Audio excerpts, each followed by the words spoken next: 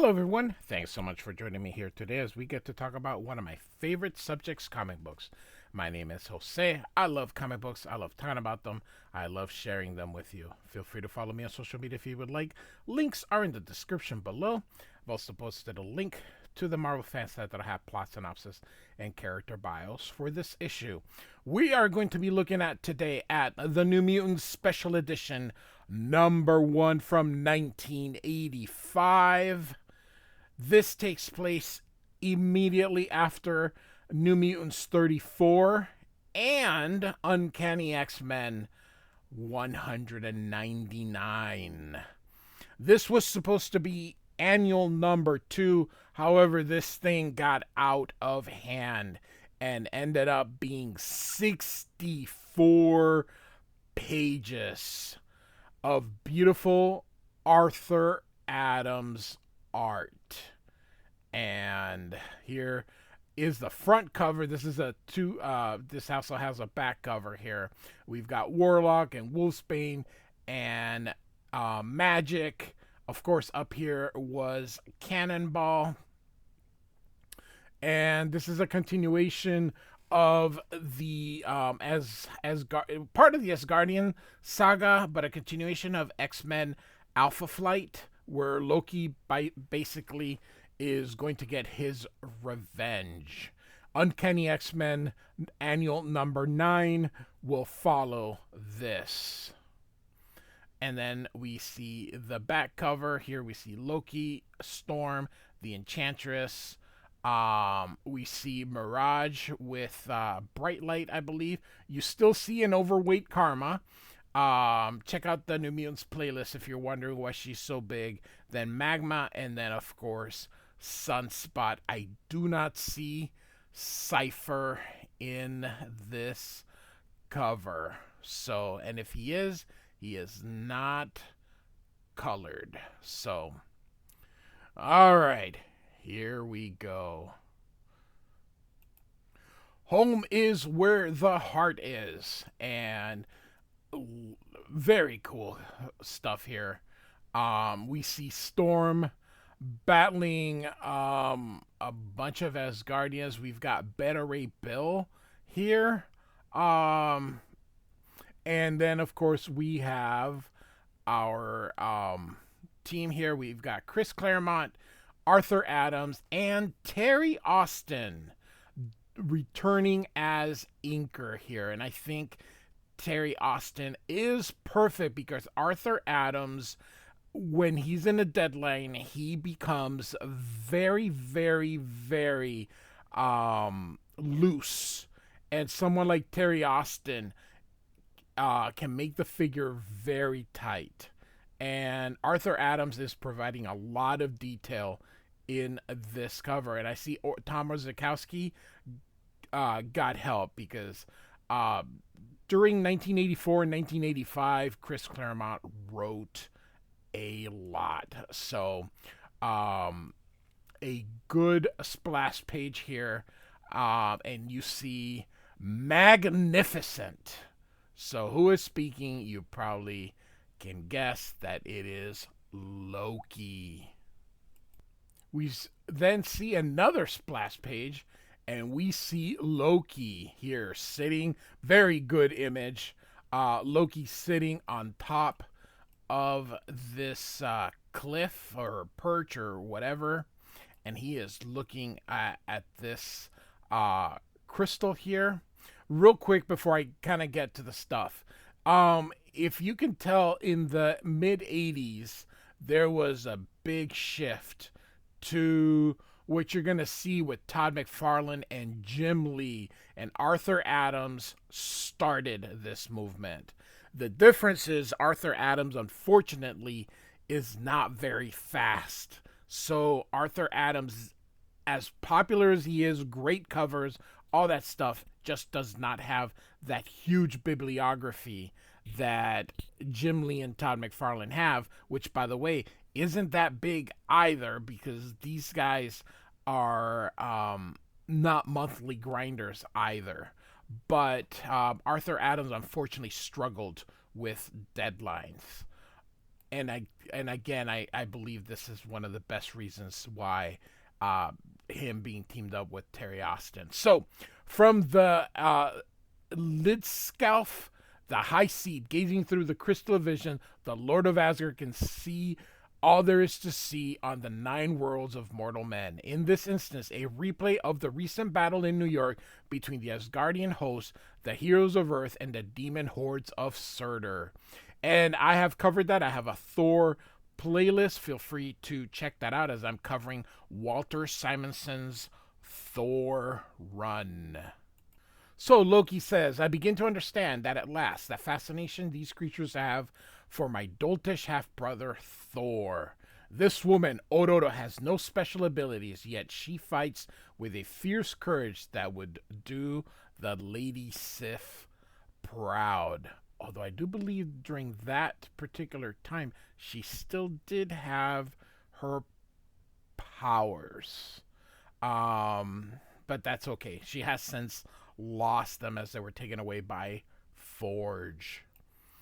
And so we continue here with Loki. Her name means beauty, and she is in truth most pleasing to the eye. Despite her dusky color, like all heroes, she is depressingly noble. Yet I sense within her considerable passion too long denied. Until recently, as Storm, she led a band of mortals from the outcast clan called Mutants, known as the X-Men. Her power to control the elements echoes Thor's, but hers has been stolen. It seems forever. She cannot fly, poor thing. Wind and weather are no longer hers to command. I wonder what price she would pay to get them back, to become a goddess in fact as well as name. And so we now get an appearance by the Enchantress. Now, real quick before I continue, let me go back here real quick. Storm was not part of the X-Men Alpha Flight storyline. She had taken a leave of absence from the X-Men, so she was not there. So this is really the first time Loki really gets interested in Storm. So when the Enchantress appears, she says, "You wish to see me, Loki." And Arthur Adams' art is so beautiful. Part of the reason I choose to use digital is how big and colorful it is. And he says, "I have a task for thee." And Enchantress says, "I'm no lackey, Prince of Evil." And Loki smiling here. "And I, despite my reputation, am as generous a friend as I am implacable a foe. Which fair Amora wouldst thou have me be?" And she says, "Friend, my lord, for now." And Loki smiles, "Splendid. Journey from hence to Midgard, and bring me the woman shown in this mystic orb." And Enchantress asks, "Why such interest in a mere mortal?" And Loki says, "True friends, sweet one, mind their own affairs." And Loki says, "Ororo's companions, the X-Men, have done me grievous hurt, but I am sworn to leave them in peace. I pry thee repay that insult 1,000-fold. Be inspired, Enchantress. I wish their agonies to be as long-lasting as they are exquisite." And Enchantress says, "Thy will be done, Loki, with pleasure." And of course, they're referring to the X-Men Alpha Flight crossover. And Loki smiling again. I love this.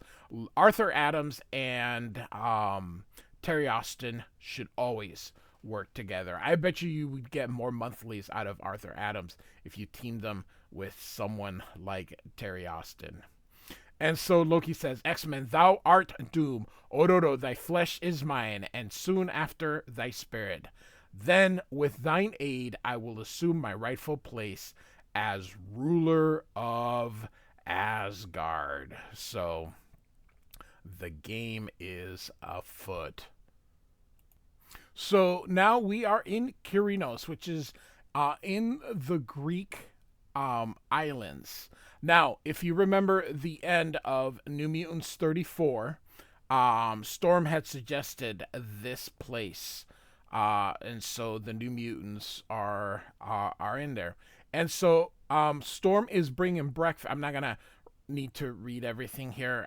Storm is bringing breakfast to Karma. Now, if you remember, Karma had been possessed by oh my gosh, I already forgot his name. Farouk. Oh my gosh, the Shadow King. I'll just say the Shadow King. And unfortunately, during that possession, poor Karma, as we are about to take a look here, love this inking. Again, this is all a prelude to Jim Lee and Todd McFarlane, and in a way, Rob Liefeld too. And after she um, Karma is refusing to eat here.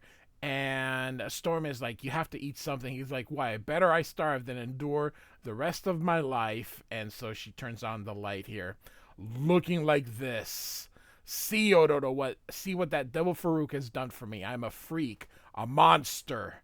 And so you see her very obese, and it is not her fault. Unfortunately, Farouk had her eating all the time and not stopping. And Storm yells, "No, you cannot, Shan. You must not. To do so would give Farouk his ultimate victory. Is that what you want? Is that why you fought for your freedom?" And Karma says, "But it is so hard." And Storm says, "I know. Believe me, I know. But you must have hope, Shan. Come, what may, you must try." So very touching, and how Arthur Adams draws her so big. It just it's wow. So Arthur Adams again with Terry Austin's inks is just spectacular here. So and so now we are at the beach here. And the New Mutants are enjoying the Mediterranean here. We got Cannonball and Magma, some of the other New Mutants in there. And then this part is funny. So this is Warlock and Ileana here, and Warlock doesn't have those social skills here, and he mimics Ileana even to the bathing suit. And so she tells him, "Hey, that's not what men wear." And so he comes up with this gigantic jean shorts. So, and himself is grateful. So, oh my goodness gracious. And so Doug says, "Nice try, Ileana." And Ileana's like, "I'm afraid to look." And the Warlock back to the bikini. And Doug says, "Actually, it's pretty funny. I don't want to hurt Locke by laughing at him. I've had it done to me too often." Wow. Here I am talking to a sorceress about an alien runaway. Who would have ever thought? There's so much that is incredible about being a mutant and part of this team. In some ways, it's a dream come true. In others, it's a nightmare. And one of the quick things is how the expression Arthur Adams is really good. You look in every panel, everyone's sort of doing something here. So that's pretty cool. So anyway, back to Cypher here. I read the papers, watch the news, listen to the kids back home make stupid, cruel jokes. I want to tell them they're talking about me, but I'm scared. I'm not evil or a crook, yet people make me feel that I am because of what I am, meaning a mutant. And Ileana says, "I know. It's a rotten situation, Duck, and we're stuck with it. We can't give up our powers or change the world." And he says, "Too bad we can't find ourselves another world." Kind of setting up what's going to be coming here. And here we have Sunspot. Watch this, amigos. Olympic gold of 1988. And here we have Mirage with Wolfsbane. If you remember, in the previous page here, they were here and ended up going upstairs. And Wolfsbane says, "I've done as you asked, Danny. I cannot see, hear, nor scent anybody. anywhere near our cove. We're all alone. And um, Danny says, perfect. So, what does she have in mind? So suddenly, this sea creature appears, and Magma screams, and instinctively she transforms. You can see the steam coming out of the water. She shoots at it, but it's disappeared. Then the cliff explodes, and Sunspot transforms, but he doesn't hit anything. He's like, I missed. How? And then Cannonball goes to stop, but nothing. And he sees he's heading for the cliff, doesn't want to hit it. Again, he's invulnerable though when he's blasting, but he ends up hitting a lot of stuff. But he missed it. He managed to do it. Then her soul sword appears, which is doesn't really help for stuff because it's a thing that stops spells and incantations. Doesn't really work for the other stuff. He says, Warlock, Doug's talent won't protect them. You keep him safe. And so Warlock transforms into this tank and says, Self will defend you all.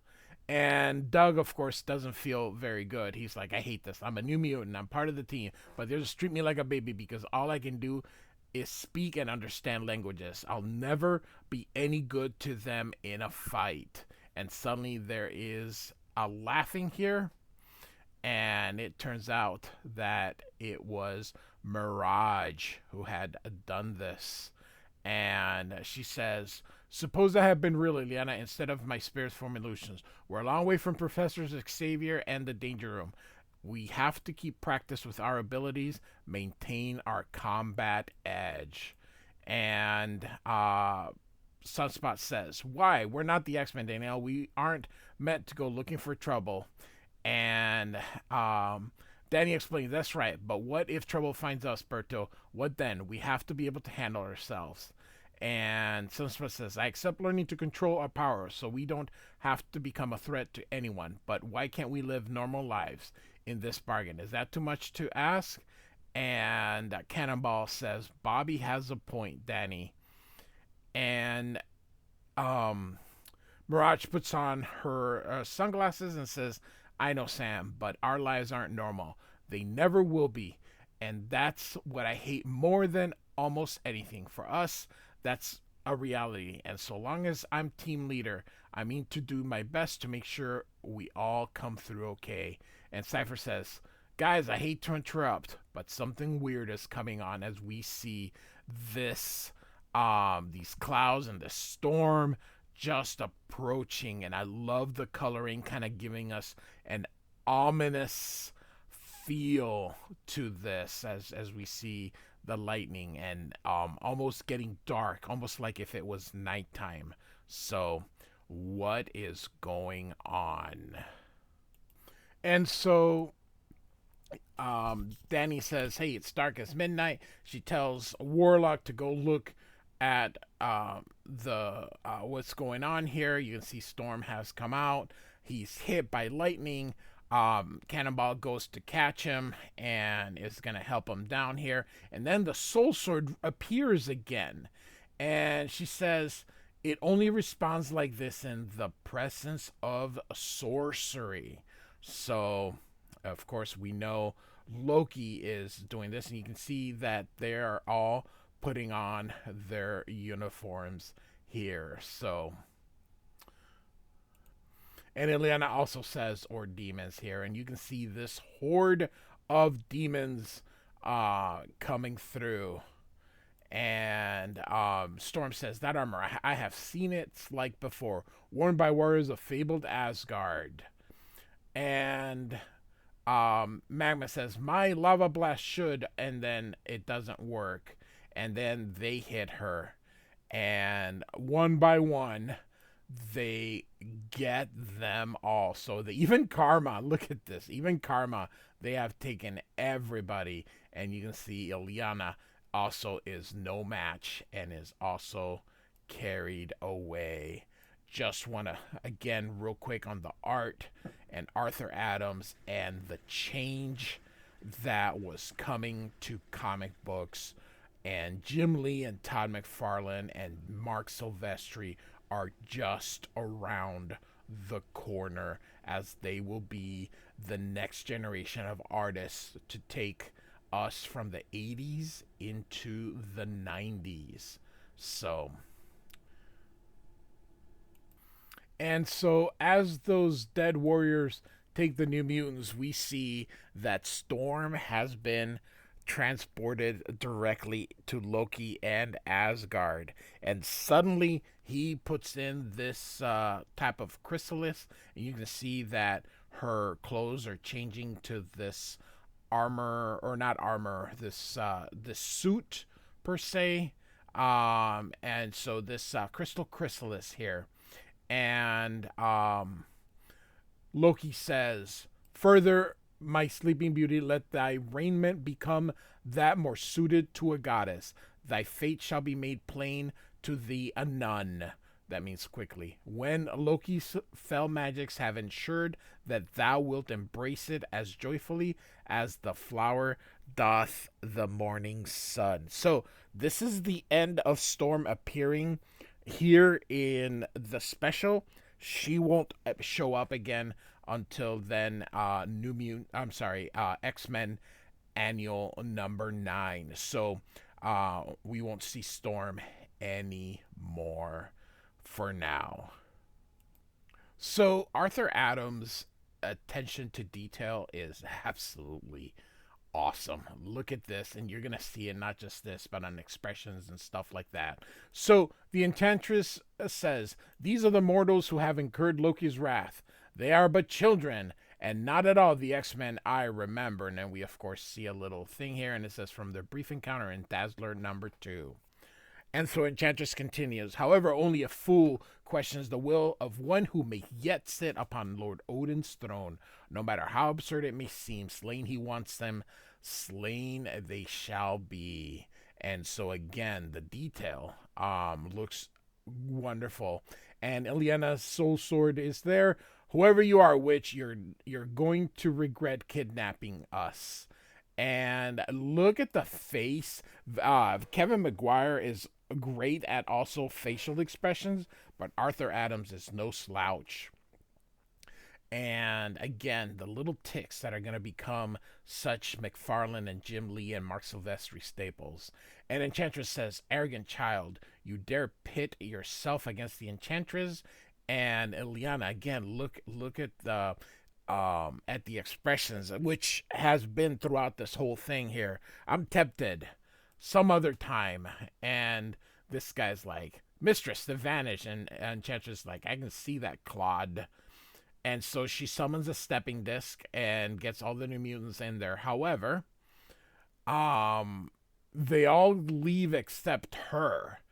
And she's grabbed by the Enchantress and slammed against this wall here. And she says here, "Wall holder."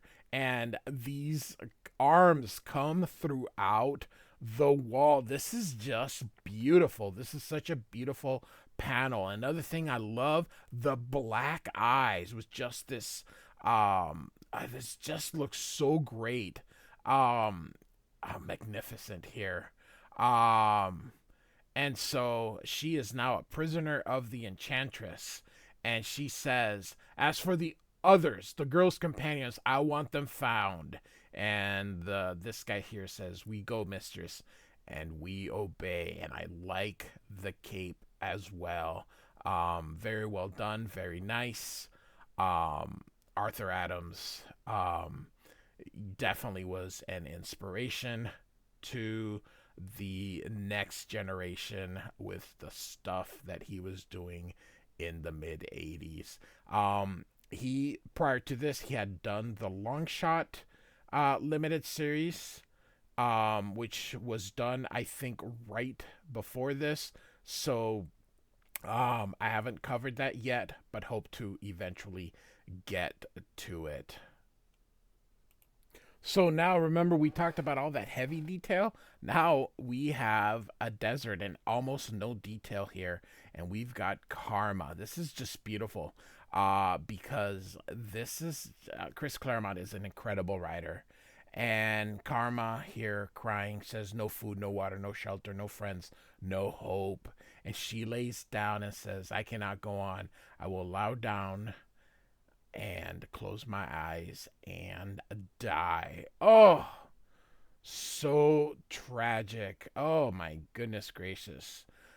Chris Claremont really put her through the ringer. But again, I just want to say the lack of details because it's a desert. So what it's sand. So beautifully done here. Now we go to Cypher, who has appeared here, and we see some type of hall, but here you see Longshot, and nice top down um,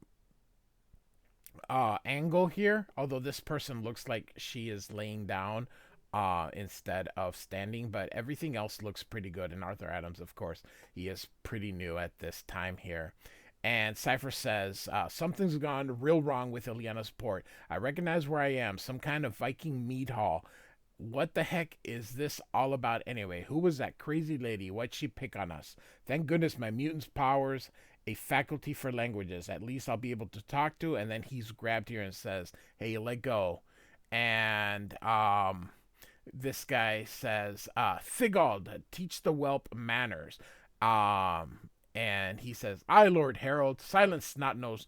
Thou will speak when spoken to, and keep a respectful tongue in thy head, or loose it, as he slaps him in the back here. Now, real quick here, this guy is modeled after Popeye. You can even see the tattoo and the pipe here. And then, of course, this would be Bluto.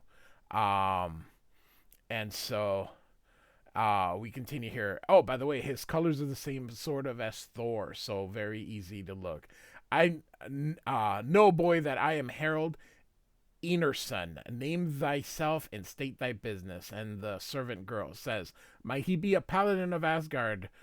He materialized out of thin air, as those gods often do, and his golden hair and sea blue eyes mark him as a veneer blood. So, all right. And so, this guy says, thin blood, and you ask me, wench, no son of Asgard nor of Vanaheim was ever so puny, and this outlandish garb. And he kind of pushes, and he's like, quit shoving, and pushes him back. Fair challenge, whelp, which I'll answer with steel. And Doug's like, smart move, Ramsey. Nice knowing your world. And the Popeye guy says, she's thy blade, Thigvald, thou lumpen oaf. The lad hath spunk. Let him prove his mettle against someone more his size. And he's like, the serving maid, this has to be a catch, but it's not as if I have a choice. And so he grabs the sword, but he can barely lift it. He's like, oh my God, I think I'm in trouble. And then she smacks him and says, no god, no hero. And he is less than nothing, and just smacks him out there. And you can see here, then let his fate be that of less than nothing, and he is quickly enslaved by wearing the collar of thrall. And already they got him. He's basically a servant here, and I think we got Conan the Barbarian and Princess Leia right here. So, and this guy looks like Thor in a way. So, all right. So, now we got Wolfsbane. So, she's taken somewhere, and these giants are searching for a wolf. And this guy finds a reindeer, and he's going to eat the reindeer. And Wolfsbane's going to try to contact Danny through the psychic report, but nothing. So then the giant here, who looks drawn sort of like Fred Flintstone here, tries to get it. And you can see, catch it, smash it, kill it. And she's like, oh my God, they're after me. And then all of a sudden, he trips in a way, but his legs are sort of stuck here. So what's going on? So now the gray wolf bites the other one here, And next thing you know, they all tumble down here, kind of flipping on each other. Rain laughs. She has a pretty good laugh here, and he's like that did thee, and she's gasped. You saved me. And he says, I could do no less, fair lady, since I was their true quarry. And she says, thank you. And the Grey Wolf says, "'Twas my pleasure. They'll be up soon, and if I were thee, I'd be far away by then." And she says, "But where shall I go?" And he says, "With me. But my friends, I must find them." And he says, "Suit thyself, lass, farewell." And she's like, "What am I to do? He's so handsome and makes me feel strange."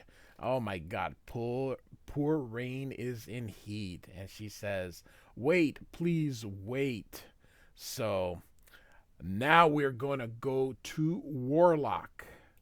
So Warlock is like in a cave or cavern here, and he's low on energy, and of course he can only get stuff through organics. And of course we're gonna get this big dragon or creature come up. I love how Arthur Adams draws him, and he's like, Danny says never to consume such large forms without her permission, but she's not here. So he gets this dragon, eats him, and he's like self fully functional, and he gets that big smile. And Hela appears, and long shot. Warlock changes, and Arthur Adams basically turns him into Longshot. They have never met. This is more like a inside joke here, but this is supposed to be Longshot. And Warlock asks where he is, and Hela says, "This is hell, the dwelling place of those who die dishonorably or cowardly deaths, who lack the courage and merit to win for themselves a place in Valhalla. Which one are you?" And he says, "I'm a coward, and what better way could I provide than by fleeing to seek self's friends?" And Hela kind of laughs, and she says, "Perhaps when next we meet, the goddess of death will show him before claiming him for her own." And then she dismantles that um, or that dragon there. So, all right. So now we got Sunspot. He's out here arm wrestling this other dude, and the other guy's kind of winning, but of course he uses his powers and wins, and the guy's not happy. He says, "Cheat, you're a demon." Then he grabs this girl and says, "Come on, wench," and then he forcibly kisses her, and Sunspot says, "The lady isn't interested, let her go." He says, "Make me." And my pleasure. And then whammo, as he goes through great cartooning, as he hits him here, goes through this building, then through the other building, which starts a bar fight. And Sunspot, of course, is transformed here, and all of a sudden a little bit more cartooning, bam wham sock oof crash, and Sunspot has won. And look at the girl, my hero with the hearts in there. And the barkeeper says, "Superb, what style, what panache. Long have I sought such a lad as thee to keep order in my establishment."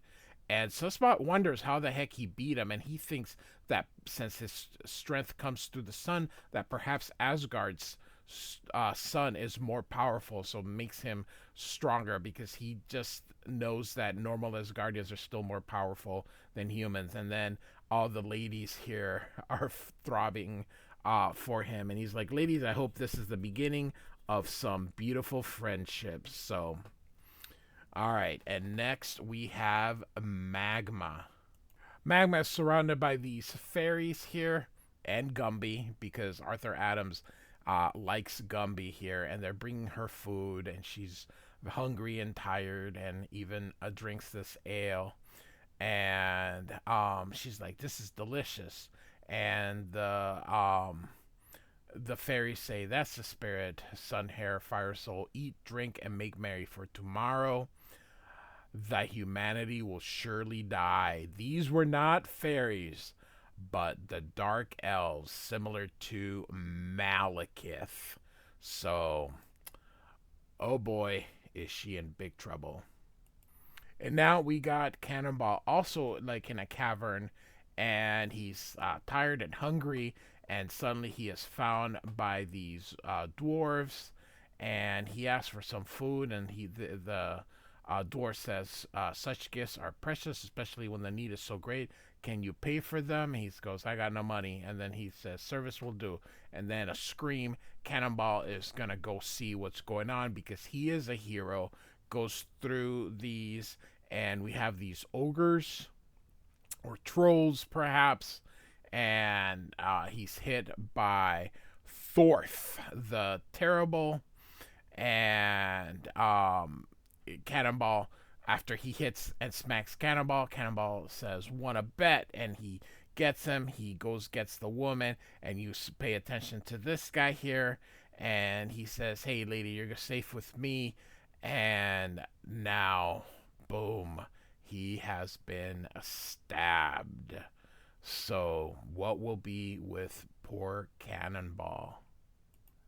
Now we pick up with Mirage. Now, this is a bit of a long sequence, but everybody's had a page or two. She gets like five, or well, at least four. So she's walking through and sees this winged horse here, which I believe she will end up calling Brightwing. And you can see he is ensnared in barbed wire. Arthur Adams really good at drawing these animals here, and so she is going to try to get him, and then she starts to feel what he feels, some kind of empathic ability, perhaps from the horse. So she feels it, but eventually she is able to get the horse out, and suddenly these riders appear here, and one of them says, "Our thanks, girl, for saving us the exertion of hauling our prize out of the mud.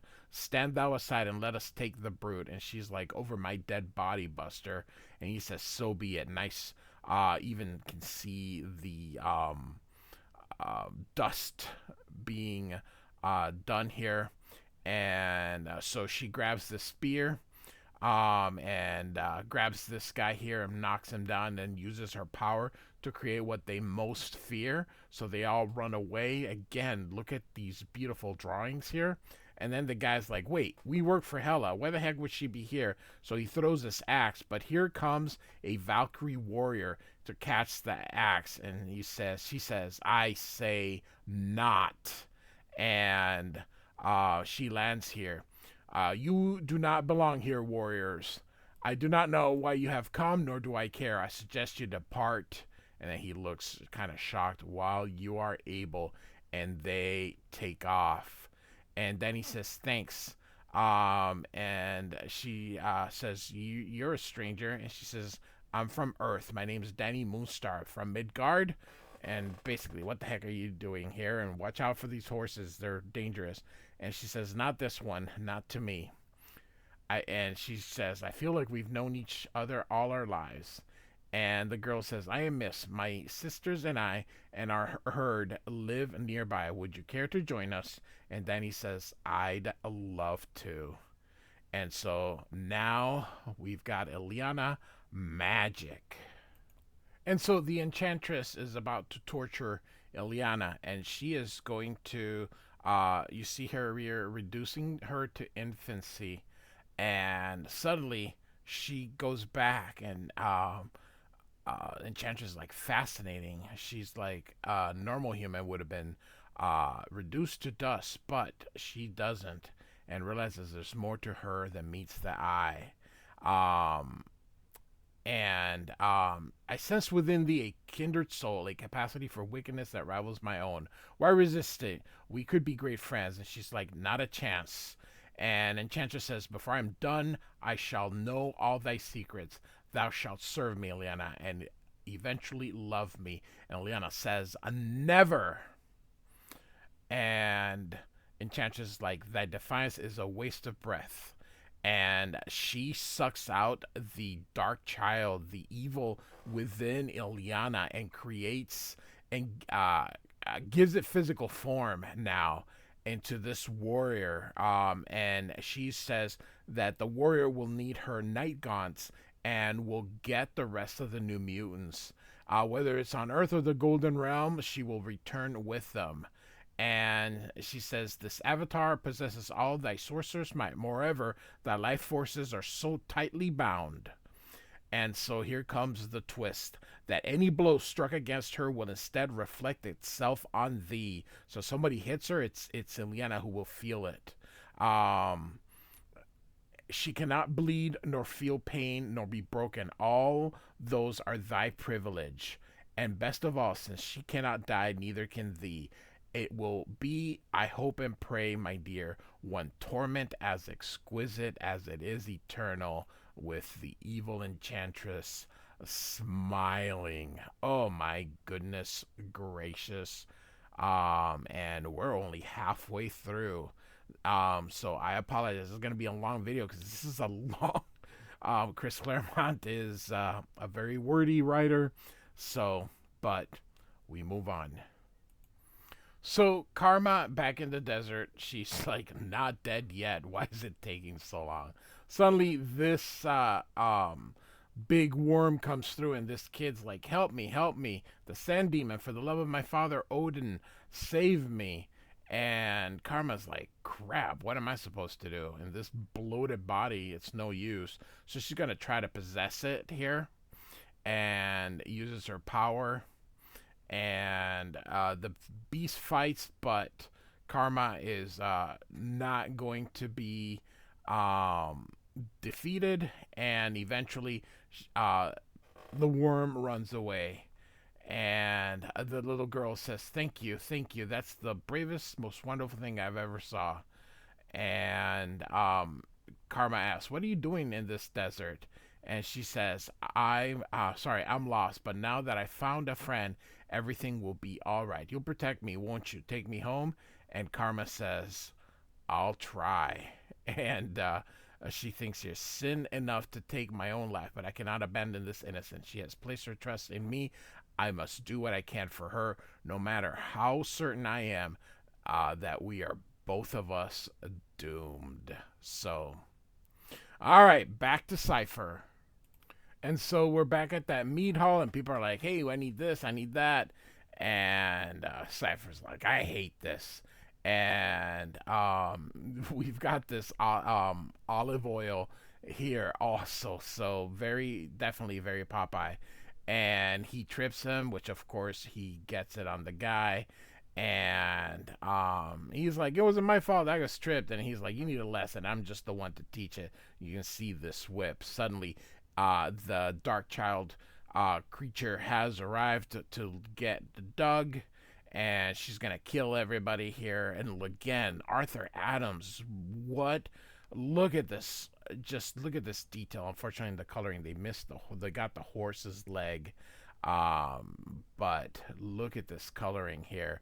And the Dark Child says, "There he is." And of course, he recognizes Ileana. So he goes underneath the table, and this guy here threatens her. But then he ends up slitting his own throat because he's under the influence of those demon riders. So Doug gets out, but Warlock has found him. They hug, but Ileana is like there already.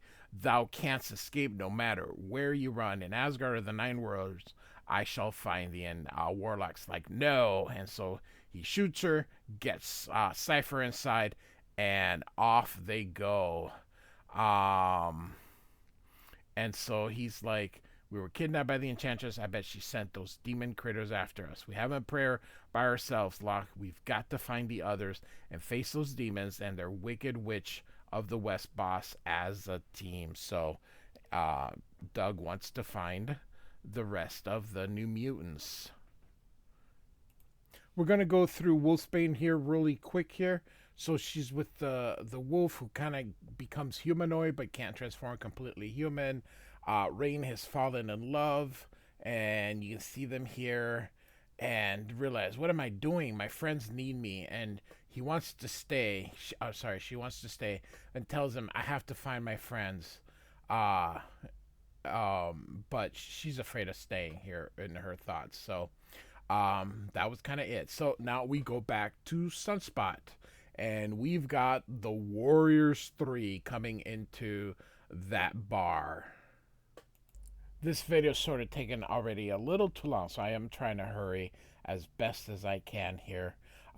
So the Warriors 3 go in, and Sunspot is like, oh, now that's what I call fat. And the girl tells them who they are, that they're heroes, and Sunspot's up here. He's like, big deal, so am I. And he says, looking for me, Tubbs? And the guy sounds, tis not even a gnat, but a babe. And Sunspot's like, yo, hombre, you think you're so tough? How about proving it? And Volstagg says, a challenge boy, verily, thou hast brass, I'll grant thee that. Thy test shall be a simple one. Lift the lion of Asgard from the floor. And you can see that Arthur Adams draws that the chair is really struggling to hold him. And Sunspot's like, no problem. Oof, oof, oof. This is great. These are great vertical panels here by Arthur Adams. And eventually, though, he does, and Volstagg is happy. Bravo, lad, you are but a wonder.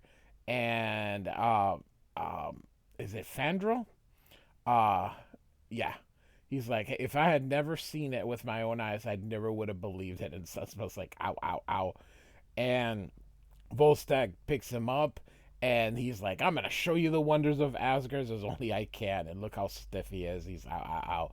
And of course, they notice his color, and Fandral's like, I think he's mortal because the dark skin is common in Earth. Now, keep in mind, these are Norse gods.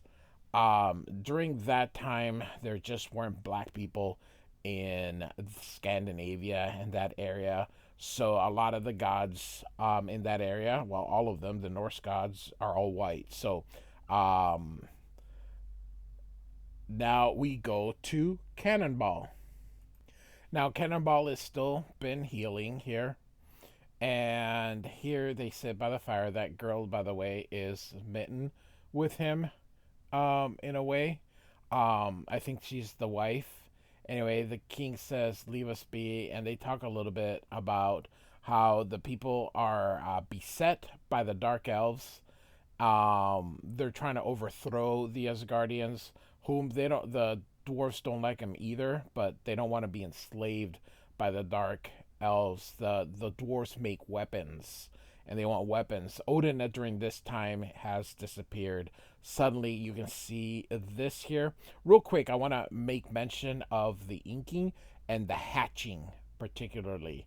That's some things of to come once we get to the McFarlane and Jim Lee era. So Magma is going to show up. Remember, she has been converted into a dark elves, and so Cannonball, of course, recognize it, and he's invulnerable while he is blasting. So he's gonna try to protect them.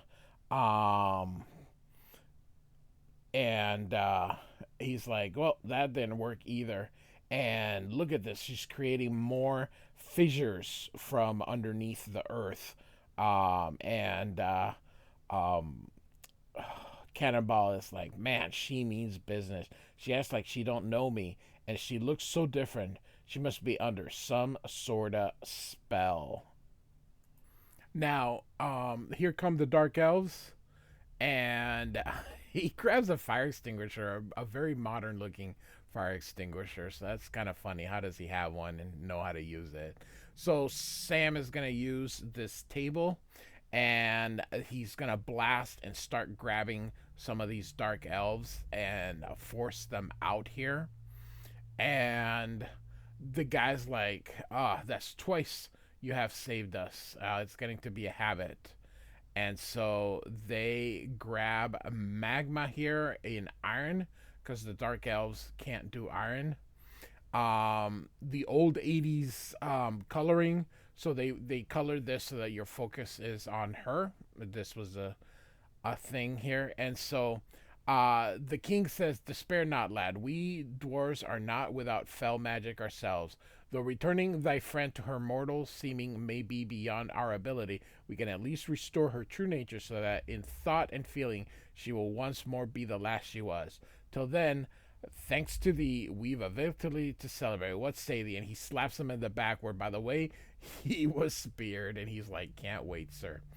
But Sam, in his thoughts, says, if Amara and me are any indication of what's happened to the others, we're playing a bum hand. Looking the way she does, how can Amara even live on Earth? What do we do if she has to stay behind? And how the heck are we supposed to rescue Ororo? I don't even know where she is. So much is at stake. Only I don't know what to do. The kids looked to me and Danny to lead them, but she ain't here. And remember, he uses a southern dialect. He's from Kentucky. I want Professor Xavier or Etri or anybody to tell me what to do, to take the load off my shoulders, but they can't. And so back to Mirage. And so they're flying uh, under Pegasuses, and Danny's so happy. She feels like part of the uh, family, and she's gonna ask them if they've seen the New Mutants as they're running, but Miss stops them, and she says, "Hey, when they saw us, they ran. What scared them?" And then she demands answers. Why won't you tell me? And Danny says they deliberately ignored me. Why all of a sudden are they hiding things from me? As you can see, they're putting the horses on the table.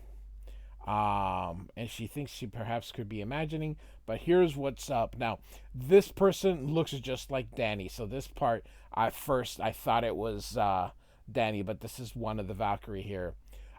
She should not even be in our keep, miss, much less ride one of our sacred horses, because she's an outlander here.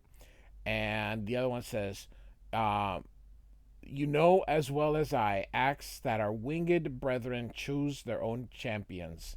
It matters not where or whence the child came. She hath been truly chosen, she must be told.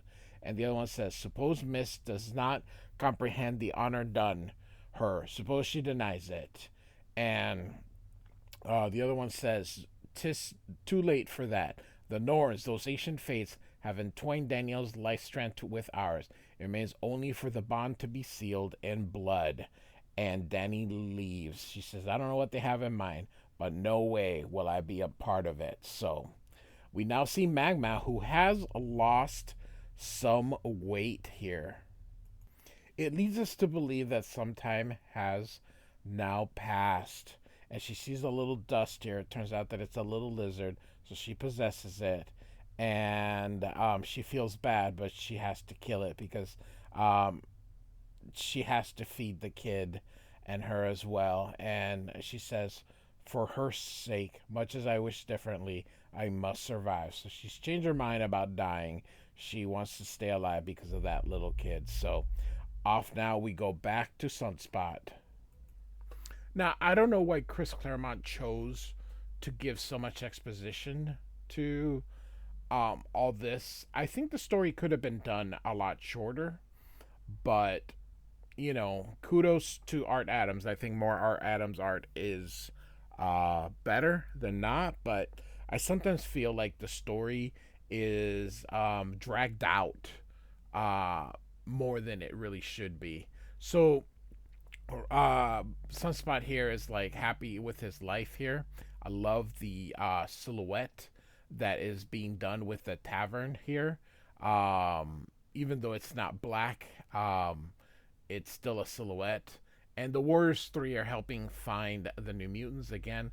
Look at the art, look at the lines here. And suddenly Ileana shows up, and Sunspot recognizes her, and look at her with the fangs and everything, and she grabs him like his spear form and encases him in this thing. Um, and so, encased in this suit of eldritch armor, thou art now as much the enchantress's eager, dutiful slave as I. Isn't that nice? So, all right. Going back to Cannonball, we see Loki there. So Loki has shown up with a storm here, but he says that you're not ready yet to um, meet them. Yeah, and so he turns her into a falcon, but still has the mohawk. And inside, Magma and Cannonball are talking, and Magma is like she can't go to Earth. She's basically a fairy, and Cannonball says we will find a way. And Loki arrives, and he gives him a bit of a slight greetings, Loki, second son of Odin. And of course, Loki thinks, arrogant knave to dare mock me. And the king says, what brings you here? And Loki says, a commission, blacksmith, a hammer, the equal of Mjolnir and Stormbreaker for Asgard's new thunder god. Stormbreaker, of course, is Beta Ray Bill's hammer. And the king asks, and what, pray tell, hath happened to the old one? And Loki explains, Beta Ray Bill has returned to his people, and my brother Thor's heart always belonged to Midgard as much as the Golden Realm. And then he spots Cannonball, and he thinks it's a spy. And the king covers for him, says it's his idiot nephew. And Loki says he'll stay his wrath there. I've done you a kindness. Would you thou return a favor? And not looking very happy. Real quick, again on the art, I love it. Just these ticks, these McFarlaneisms that are gonna be coming in the future. So Loki leaves and says, "Splendid." And Sam apologizes, and he's like, one way or another, he was gonna get his way here. Sam thinks that the Falcon would have been Storm's prisoner. Anyway, the king says, lad, thou hast indeed a task before thee. Again, he apologizes. This time, though, it'll cost dear, for nobody threatens me or mine in my own hall before my throne. Whatever aid thou dost require in thine enterprise, Sam, to save thy friend, it's thine. So the dwarves are going to help Cannonball and Magma. So back to Wolfsbane. So the gray wolf is howling. Nice vertical panel here. Nice the black here. Rain comes, and they missed each other, and they're in love. And Rain says, "I can't." And suddenly Ileana appears and takes Rain, and so she is completing her collection. And of course, the wolf yells out for Rain, which I used to say Ron, but of course that has I've, I've been told it's Rain. So there we go. And now back to Karma, who, by the way, is looking more and more like herself. So one of the things that we have noticing here is that Claremont is trying to wrap this up. So they find some water, and here comes Warlock, and he's got Doug. Shan is happy to see them, and they let him know um, what's happened to them. And so Doug deducts that time moves different in different places, where it looks like Shan's been here for months, but they've only been here more than a week. And they talk about it, Ileana, and of course, here she comes. And so we've got Ileana, Rain, and Sunspot, and of course the other Death Riders, and I'm sorry. Karma says, "I have been a slave once in my life, never again." And Ileana's like, "Want to bet?" And so he grabs Douglas, and of course he forms like a suit for him so that they can fight together. And at the same time, Cannonball and Magma have shown up, and so the fight ensues, and they're about to ensnare Karma, but um, Warlock and Doug destroy this armor, so she is not taken, and Danny has now shown up. So we've got our cast of characters, and the Enchantress has now been seeing, and or the Enchantress has been watching this. She says, "Impossible. She's immortal." And not of the ancient blood, yet she rides one of the sacred herd, though she suspects it not. Daniel Moonstar has joined the Valkyrior. She is one of Odin's choosers of the slain, a Valkyrie. Those accursed warrior women are immune to mine enchantments. The Valkyrior have already claimed the girl's soul. I cannot steal it. She is too dangerous to be allowed another breath. So, she's basically gonna kill her. So, all right. So they're gonna fight Ileana, and Karma says, "Wait, Danielle, let me try first." She's gonna try to possess her, and the Enchantress goes, "My scrying crystal shattered. Without it, my slave's thoughts are denied to me. Has the demon been slain? No matter. So long as I have her body in my dungeon, she is no threat." So, and so she says, like the newborn Valkyrie, I must slay her the instant I see her. So, all right. So now we are in the next morning.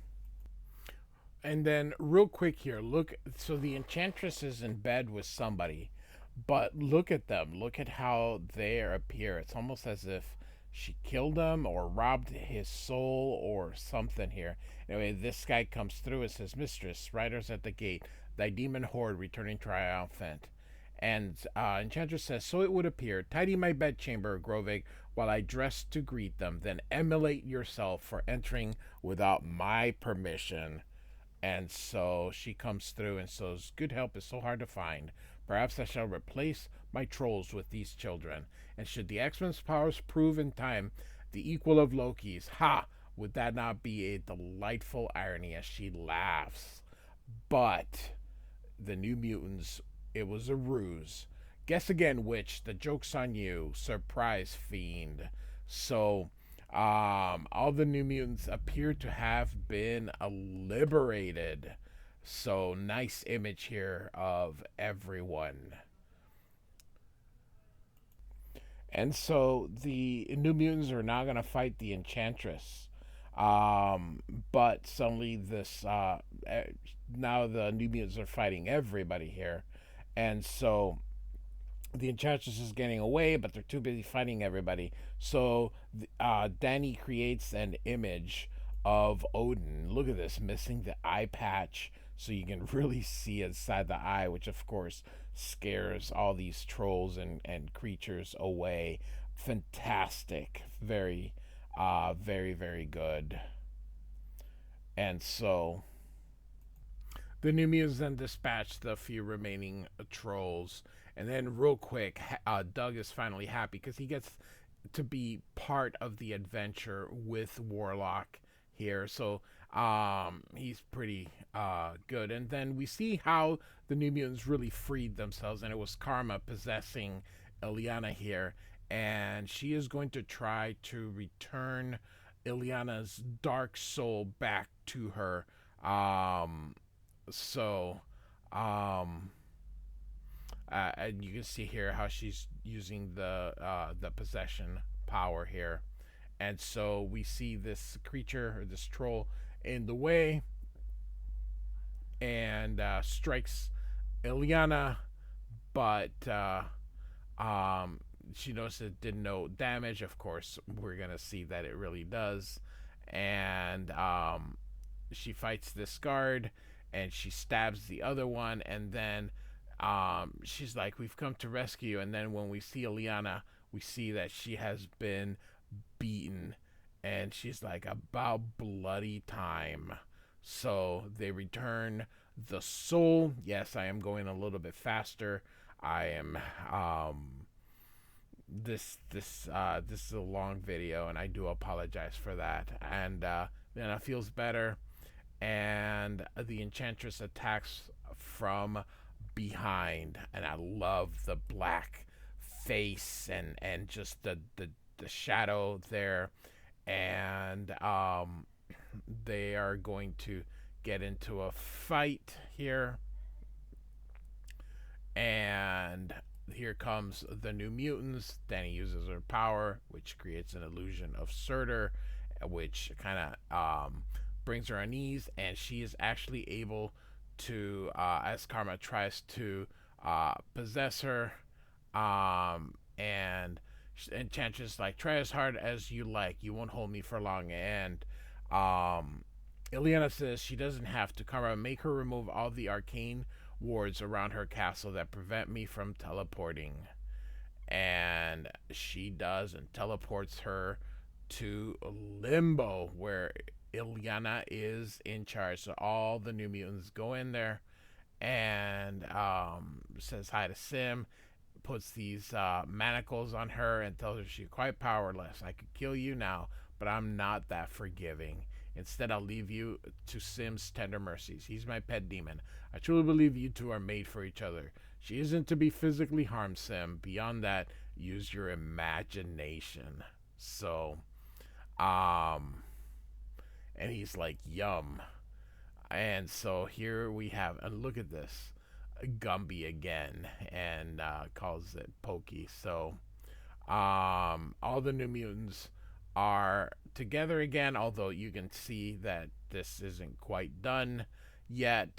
And Ileana says, break out the champagnes, we win. And Magma's like, easy for you to say, you're still, or thou art still human. And then Sunspot talks about his adventures here. And so we get to the final page. And Sam says, we got unfinished business, Ileana. We're all safe, but Ororo ain't. She's Loki's prisoner. I don't know what he intends, but since he's the local god of evil, you all can bet it won't be nice. And Ileana says, okay, so we teleport to Earth and call the X-Men. And Bobby says, why? We're already here. We've proven our worth and skill. Why can't we rescue Storm? Moreover, who said I want to go home? I certainly don't. And Sam's like, are you crazy? And Sunspot continues, perhaps, but I don't care. I was happy in Asgard. I'm not on Earth. What future do we have? What is there to ever hope for in a world that hates us more and more each day? I don't mind risking my life, Sam, but I'd like it to mean something. In Asgard, I believe it will. And Danny says, I keep telling myself that Brian Wynn and I must part, but I think I'd sooner cut my heart. And Rain's like, I'd like to see my prince again, even if only to say goodbye. And of course, Magma's like, I'm a fairy folk, Sam. There's no place for me on Earth. The Nords chose to aid me. I should like to know why. And then that was Karma. And Sunspot, or I'm sorry, Cannonball says, I don't believe my ears. You're all serious. Look, this ain't the time or place to argue. We'll talk about it later, okay? The important thing is saving Ororo. And Enchantress says, fools, quest, boy, thou art no match for Loki. And Sunspot says, hey, pretty lady, we beat you, we'll beat him. And Enchantress says, dream on, Shadowskin, far better than thee hath tried. And Mirage says, look, Loki started this, but whatever it costs, whatever it takes, we'll finish it. And they teleport. And to be concluded in X-Men Annual 9, there's no place like home. And we are done. Oh my goodness. Wonderful stuff. The art is beautiful. Story was a bit longer than it should be, but beautiful art nonetheless by Arthur Adams. So New Mutants Special #1, Chris Claremont, Arthur Adams, and Terry Austin on the inks. Like and subscribe. I do thank you for listening. Goodbye.